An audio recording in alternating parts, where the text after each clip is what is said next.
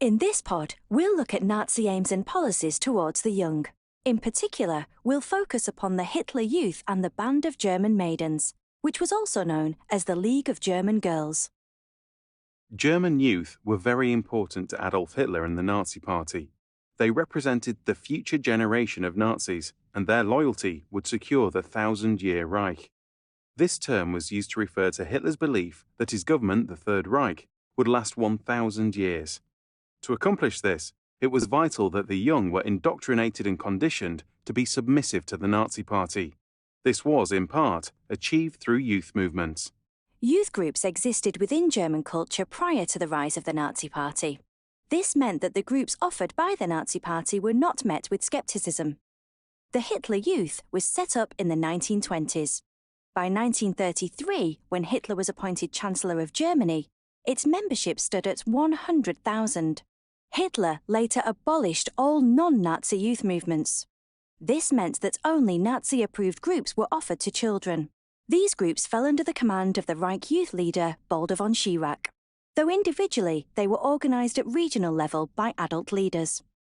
All of the available groups followed the same doctrine and had a similar structure of weekly meetings. Young boys were encouraged to join the German Young People group at the age of 10. They were then encouraged to join the Hitler Youth until they were 18 years old. Both of these groups focused upon military fitness and readiness. Activities included grenade throwing, trench digging, and map reading. The Hitler Youth was also used to spy on suspicious groups and to interfere with church organizations. They had a similar uniform to the SA.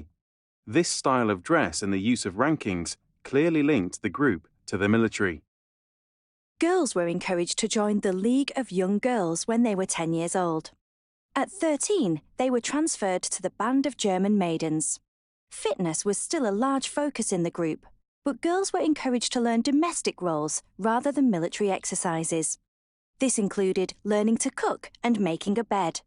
The girls were also expected to wear traditional Germanic dress. Children could initially opt out of the youth movement.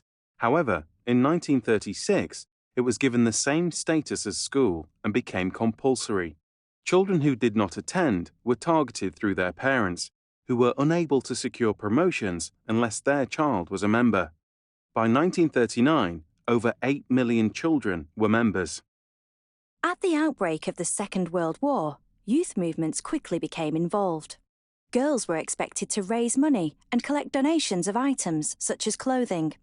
They visited wounded soldiers and knitted clothes to contribute to the war effort. Boys were used in an auxiliary force. They were expected to perform wartime duties, including assisting fire brigades and supporting towns that had suffered from Allied bombing. As the number of casualties heavily increased over the course of the war, members of the Hitler Youth aged between 16 and 18 years were drafted as reserves for the army. Some units were eventually sent into combat.